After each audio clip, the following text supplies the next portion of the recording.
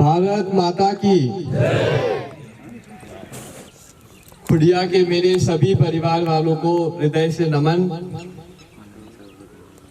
आप सबने जो इतना प्रेम इतना स्नेह मुझे आज दिया, उसके लिए आपको बारंबार मैं हृदय से नमन करता हूँ।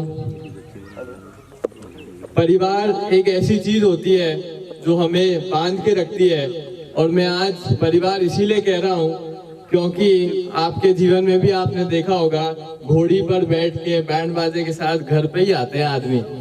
तो ना तो मैं तामाशा हूँ, ना तो ये कोई दान है, ये तो बस अपने घर को एक विकास की ओर ले जाने का एक कदम है।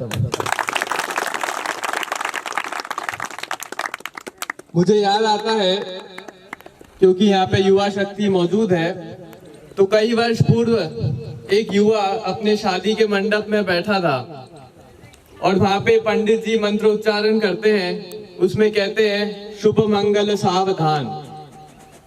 वो युवा वहां से खड़ा हो जाता है तुरंत और मंडप छोड़ के जाता है और आगे रामदास नाम का संत बनते हैं, जो एक नए युग का निर्माण करते हैं।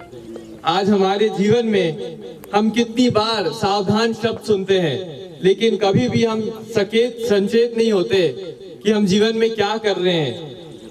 आहार, निद्रा, भय, मैथुन, ये तो पशु भी कर लेता है, लेकिन अगर हमें समुच्च विकास करना है तो सबसे पहले हमें सोच बदलनी होगी, हमें हमारा विचारधारा बदलनी होगी। वही श्री रविदास जी ने हमको बताया था। और खेल एक ऐसी चीज है जो मनुष्य का मानसिक विकास करती है। आज हम देखें तो हमारे शास्त्र कहते हैं कि 4 प्रकार के पुरुषार्थ होते हैं मनुष्य के जीवन में: धर्म, अर्थ, काम और मोक्ष। ऐसा कहा जाता है कि अगर ये 4 प्रकार के पुरुषार्थ कोई व्यक्ति पूर्ण कर लेता है तो उसका जीवन सफल है। तो क्योंकि हमारा जीवन भी एक प्रकार से खेल मैदान है और हम सब उसमें खेल रहे हैं, मैं मानता हूं कि अगर हम खेल मैदान में असफल हो जाए, खेल मैदान में जीते हारे, तो हम इस रंगमंच जीवन में हमें अवश्य रूप से सफल होंगे। धर्म की जब हम बात करते हैं तो मनुष्य का सर्वप्रथम धर्म होता है शरीर की रक्षा करना, निरोगी काया, जिसे पहला सुख कहा गया है। खेल के माध्यम से ये शरीर स्वस्थ होता है, ये निरोगी रहता है। मानते कि नहीं आप सब लोग यहाँ पे?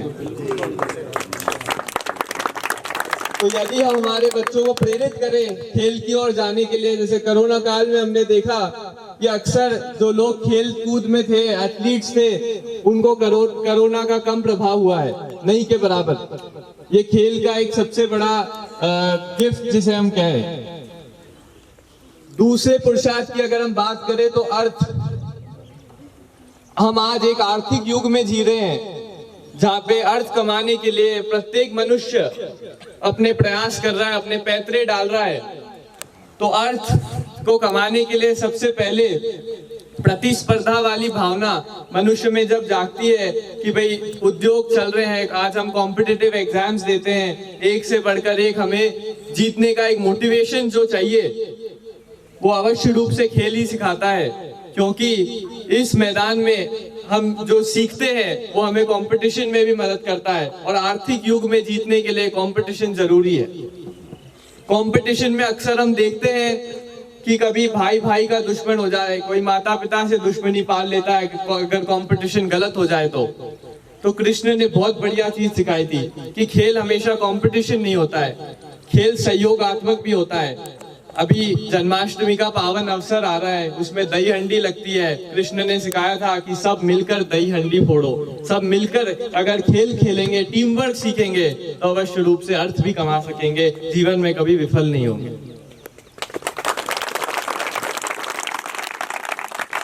तीसरा पुरुषार्थ जो हमारे शास्त्रों में बताया गया था वो है काम। काम वासना एक ऐसी चीज है जो अत्यधिक ऊर्जा पैदा करती है हमारे शरीर में। अगर इसका सदुपयोग किया जाए तो ये जीवन वरदान देती है, और अगर इसका दुरुपयोग किया जाए तो किसी का जीवन नष्ट कर देती है। मैं कहूंगा, काम वासना से मुझे एक कहानी याद आती है। ये विदेश की कहानी जरूर है, लेकिन हमको बहुत कुछ सिखाती है। एक छोटा सा लड़का था जिसे ADHD करके बीमारी थी, और डॉक्टर उसमें क्या होता है कि बच्चा चंचल हो जाता है, घर में तूफानी करता है, बर्तन तोड़ देता है, टीवी तोड़ देता है। डॉक्टरों ने हाथ ऊंचा कर दिया कि भाई इस बच्चे को शांत करो, फिर ही हॉस्पिटल ले आना। उनकी माँ ने उसे स्विमिंग पूल में डाल दिया। तैरते तैरते आज वो माइकल फेल्प्स बन गए, 28 मेडल ओलंपिक्स में जीत गए और US राष्ट्र का नाम रोशन किया। तो अगर ऊर्जा को सही प्रकार से चैनलाइज किया जाए, सही जगह पे लगाया जाए, तो ऊर्जा देश को पदक भी हासिल करा सकती है, देश का नाम रोशन कर सकती है। आज हमारे कई ऐसे युवा साथी है जिन्हें पता नहीं है क्या करना है। कुछ समय इस खेल मैदान में अपना समय बिताइए, खेल में रुचि दिखाइए और देश का नाम रोशन करिए। चौथा और आखिरी जो पुरुषार्थ बताया गया है वो है मोक्ष का।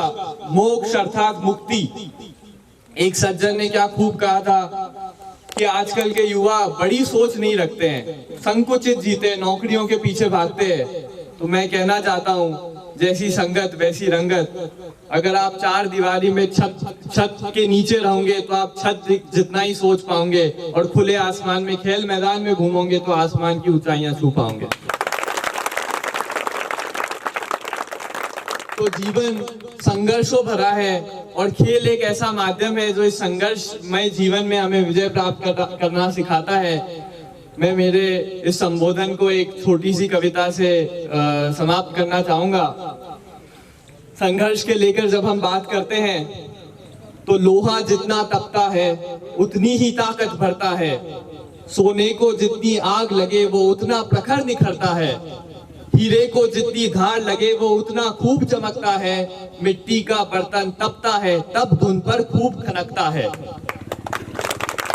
सूरज जैसा बनना है तो सूरज जितना जलना होगा, सूरज जैसा बनना है तो सूरज जितना जलना होगा, नदियों सा आदर पाना है तो पर्वत छोड़ निकलना होगा।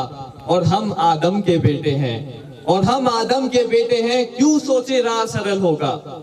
कुछ ज्यादा वक्त लगेगा लेकिन हर संघर्ष सफल होगा, हर संकट का हल होगा, वो आज नहीं तो कल होगा। बहुत बहुत धन्यवाद।